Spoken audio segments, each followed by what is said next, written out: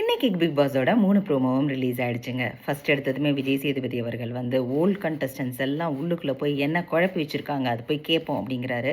அடுத்த 2 ப்ரோமோலையும் நம்ம கானா வினோத் அவர்கள் தான் வராரு.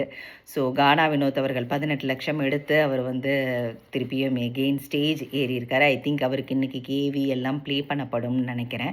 அதை தவிர வந்து அவர் வந்து நம்ம கண்டஸ்டன்ஸ் கூடயும் பேசுகிறாங்க.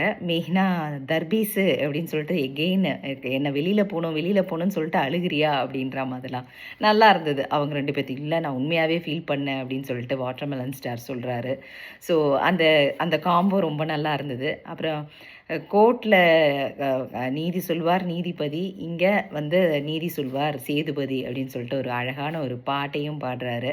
ஸோ ரொம்ப அழகாக இன்னைக்கு இருக்கும்னு நினைக்கிறேன்.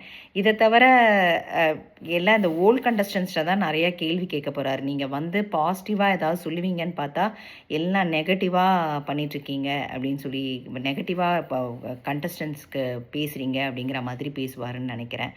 நீங்கள் யார் வந்து வின் பண்ணுவா அப்படின்னு நினைக்கிறீங்க 5 பேர்த்தில்?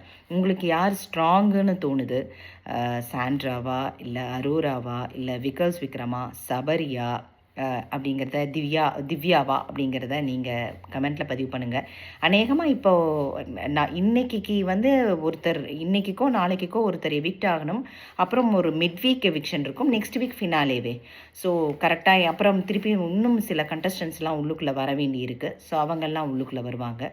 ஸோ பொறுத்திருந்து பார்ப்போம் யார் எவிக்ட் ஆகிறாங்க, யார் வந்து டைட்டில் தட்ட போகிறாங்கன்ட்டு. தேங்க்ஸ் ஃபார் வாட்சிங்.